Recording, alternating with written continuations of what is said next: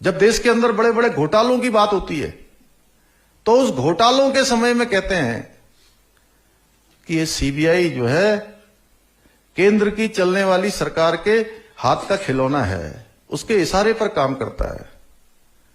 और जब यहां पर भर्तियों की जांच हम करवाने लगे और भर्तियों की जांच के साथ साथ हम कैलेंडर भी निकालने लगे, हमारा आयोग लगातार कैलेंडर निकाल रहा था भर्तियों के आगे के, और तय समय पर भर्तियों को कराने के लिए अपने सारे इंतजाम कर रहा था।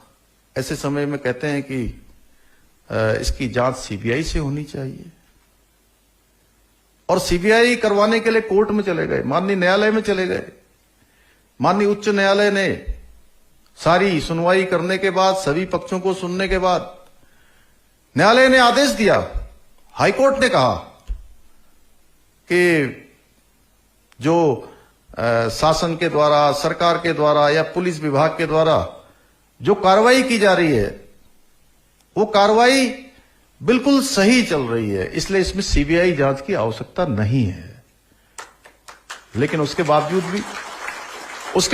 भी कुछ लोग सीबीआई सीबीआई सीबीआई, जिस सीबीआई के लिए देहरादून के सड़कों पर प्रदर्शन करते हैं, दिल्ली में प्रदर्शन करते हैं, कहते हैं कि सीबीआई पर हमें भरोसा नहीं है क्योंकि वो हमारी पार्टी के सर्वोच्च नेता के खिलाफ कार्रवाई कर रही है।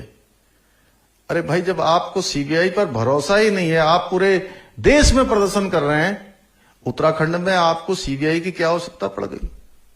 मैं ये रहस्य आपके सामने बताना चाहता हूं कि रहस्य क्या है। रहस्य यह है भाइयों बहनों कि अगर किसी भर्ती की कोई भी जांच अगर सीबीआई को चली जाती है तो 5 सालों तक, 7 सालों तक, 8 सालों तक फिर कोई भर्ती परीक्षा ही नहीं होती है, सब ठप पड़ जाता है। मैंने भी कहा मैं सीबीआई करवाने को तैयार हूं, लेकिन मैं सीबीआई तब कराऊंगा जब हमारे आयोग का कैलेंडर पूरा हो जाएगा, यानी कि जो नई भर्तियां हैं वो पूरी संपादित हो जाएंगी, सारी भर्ती प्रक्रिया संपन्न हो जाएगी, तो हम सीबीआई करवा देंगे। हमें कोई ऐतराज नहीं है सीबीआई से, लेकिन मैं उनकी मंशा देखना चाहता हूं। अभी पटवारी की भर्ती परीक्षा आयोजित हुई, 1,03,000 हमारे बेटे बेटियों ने उस परीक्षा में भाग लिया, और कुछ लोगों ने अफवाह भी फैलाने का काम किया, कुछ पर मुकदमा भी दर्ज हुआ है। उन्होंने कह दिया कि पेपर लीक हो गया, पेपर लीक हो गया, और जैसे ही मुकदमा हुआ उसकी सारी जांच करवाई गई तो कहीं पेपर लीक नहीं हुआ था। भाइयों बहनों, कुछ लोग अभी भी कहते हैं कि अब पीसीएस की परीक्षा भी टाल दीजिए, आने वाली परीक्षा भी टाल दीजिए, इतनी जल्दी जल्दी परीक्षा क्यों हो रही है?